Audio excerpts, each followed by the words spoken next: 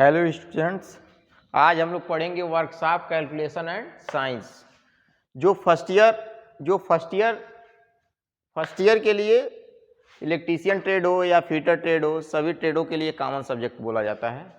इसमें से 50 नंबर का क्वेश्चन बनता है। 50 नंबर का क्वेश्चन बनता है। इसमें टोटल 15 चैप्टर्स हैं, जिसमें फर्स्ट चैप्टर्स है मात्रक, यूनिट। मात्रक क्या होता है? जैसे आज के दैनिक जीवन में हम देखते हैं, कोई भी वस्तु को खरीदते हैं तो माप तौल के लेते हैं, या कहीं भी जाते हैं हम तो दूरी तय करते हैं, या कहीं जाते हैं तो कुछ ना कुछ समय व्यतीत करते हैं। जब किसी वस्तु को हम खरीदते हैं तो हम उसको क्या माप तौल करके लेते हैं, यानी किसी वस्तु को हम जब खरीदते हैं तो माप तौल करते हैं, यानी कि माप तौल यानी वो उसको हम क्या करते हैं, यूनिट के थ्रू प्राप्त करते हैं। जैसे मान लीजिए कोई वस्तु या कोई पिंड जो 2 किलोग्राम का है, जैसे मान लीजिए ये पिंड है जिसकी वजन क्या है 2 किलोग्राम, ये केजी क्या है, इस पिंड की क्या है, यूनिट कहलाएगी। इस पिंड की क्या कहलाएगी, यूनिट कहलाएगी।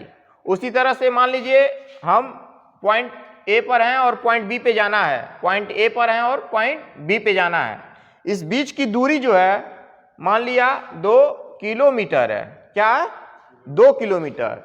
तो ये क्या है, किलोमीटर क्या दर्शा रहा है, यूनिट दर्शा रहा है। ठीक है। उसी तरह जैसे मान लीजिए पॉइंट ए से पॉइंट बी तक जाने में कुछ ना कुछ समय व्यतीत हुआ होगा, कुछ ना कुछ समय व्यतीत हुआ होगा। तो मान लिया वो समय क्या था, टी टाइम पीरियड था, टी टाइम पीरियड था। तो ये जो टी है ये क्या है, यूनिट। तो अब ये टी, ये समय, तो समय की एक इस तरह से समय की यूनिट क्या हो जाएगी, सेकेंड। किलोमीटर की यूनिट लंबाई की यूनिट क्या हो जाएगी, मीटर हो जाएगी।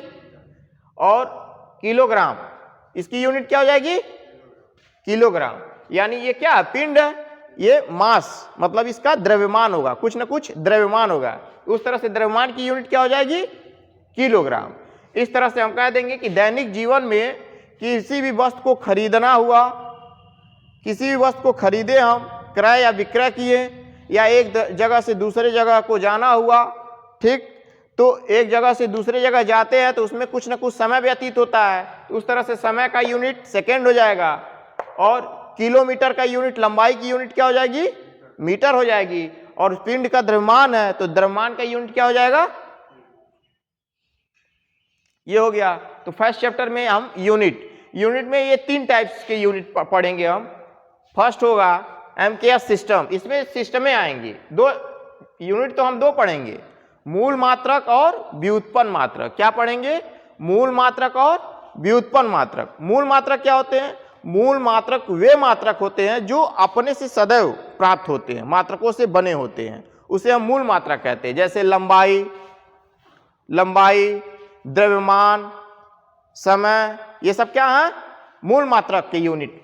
इसके यूनिट जैसे लंबाई की यूनिट क्या होगा, मीटर हो गए, द्रव्यमान की यूनिट क्या होगा, किलोग्राम हो गए, और समय की यूनिट क्या होगा, सेकेंड। ये हमारे किस में आ जाएंगे, मूल मात्रक में। और व्युत्पन्न मात्रक क्या हो जाएंगे, सेकेंड स्टेप इसमें आता है व्युत्पन्न मात्रक। व्युत्पन्न मात्रक जो मूल मात्रकों से प्राप्त होते हैं, मतलब कि जो वे मात्रक जो हमें मूल मात्रकों से प्राप्त होते हैं उसे हम फंडामेंटल यूनिट बोलते हैं या व्युत्पन्न मात्रक कहते हैं। ठीक। जैसे हमने बोला कि F = F क्या होता है, m × a, mass into acceleration. तो मास की यूनिट क्या हो जाएगी, द्रव्यमान की यूनिट क्या है, किलोग्राम, मल्टीप्लाई बाई एक्सीलरेशन क्या हो जाएगा, मीटर प्रति सेकेंड स्क्वायर। यानी ये हमारा क्या है, फंडामेंटल यूनिट कहलाएगा। किलोमीटर प्रति सेकेंड स्क्वायर क्या कहलाएगा, फंडामेंटल, मतलब व्युत्पन्न मात्रक कहलाएगा। ठीक। यूनिट में हम ये पढ़ेंगे। अब इसमें सिस्टमें आती हैं, पद्धतियां आती हैं। तो पद्धतियां कितनी होती हैं, 3 होती हैं। पहला होता है एमकेएस सिस्टम, जिसको हम एसआई सिस्टम भी बोलते हैं। दूसरा होता है सीजीएस सिस्टम, और तीसरा क्या होता है, एफपीएस सिस्टम। यूनिट पढ़े हैं। यूनिट में जैसे 2 होता है, मूल मात्रक और व्युत्पन्न मात्रक। मूल मात्रक क्या होते हैं, मूल मात्रक वे मात्रक होते हैं जो सीधे होते हैं।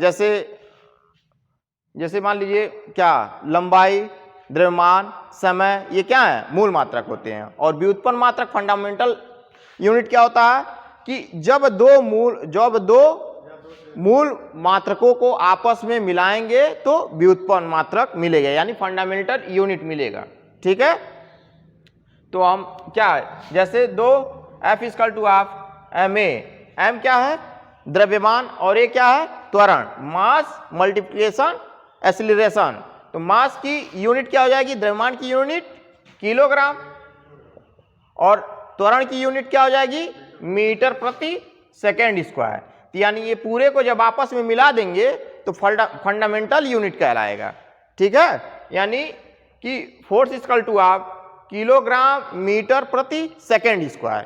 ठीक, अब इसमें यूनिट में फर्स्ट चैप्टर में अब आते हैं सिस्टम। पहला सिस्टम क्या होता है, एमकेएस सिस्टम। तीन प्रकार के होते हैं, फर्स्ट होता है एमकेएस, सेकेंड होता है सीजीएस और थर्ड होता है एफपीएस सिस्टम। एमकेएस सिस्टम क्या होते हैं, एमकेएस सिस्टम में क्या होता है, मेजरिंग की जाती है इसमें लंबाई को मीटर में मेजर करते हैं, द्रव्यमान को किलोग्राम में मेजर करते हैं और समय को सेकंड में मेजर करते हैं। एमकेएस सिस्टम को ही एसआई सिस्टम बोला जाता है। क्या बोला जाता है, एसआई सिस्टम, इंटरनेशनल सिस्टम जिसको बोला जाता है एसआई सिस्टम। आज के डेट में एसआई सिस्टम का ही अधिकतर यूज किया जा रहा है। ठीक है, सेकेंड नंबर पे आता है सीजीएस सिस्टम। क्या आता है, सीजीएस सिस्टम। सीजीएस सिस्टम में क्या होता है कि जो सी होता है वो लंबाई को मेजर करता है सेंटीमीटर में।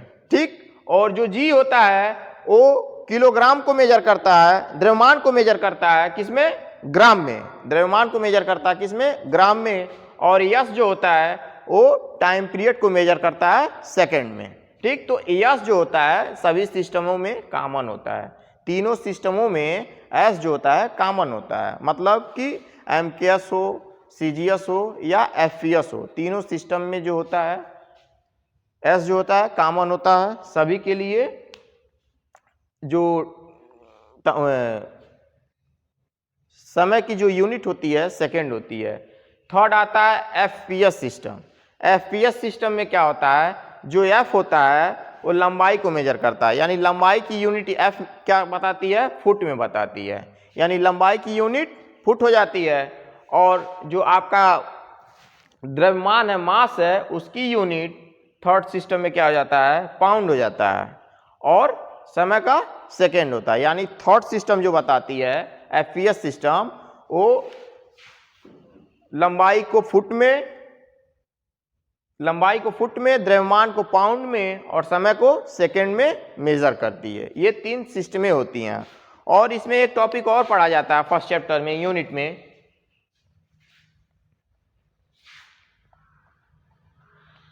एक टॉपिक और है रिलेशन, टेम्परेचरों का रिलेशन। टेम्परेचरों का क्या होता है, रिलेशन होता है। जैसे तीन टेम्परेचर होते हैं, जैसे सेल्सियस, फ़ारेनहाइट, केल्विन और रेडियन। चार टेम्परेचर होते हैं, सेल्सियस, फ़ारेनहाइट, केल्विन और रेडियन। ये चार टेम्परेचर होते हैं। इन चारों टेम्परेचरों का रिलेशन होता है आपस में, चारों टेम्परेचरों का आपस में रिलेशन होता है। ये फार्मूला, इस फार्मूले से हमें फर्स्ट चैप्टर से कम 2 या 3 नंबर का क्वेश्चन मिलता है।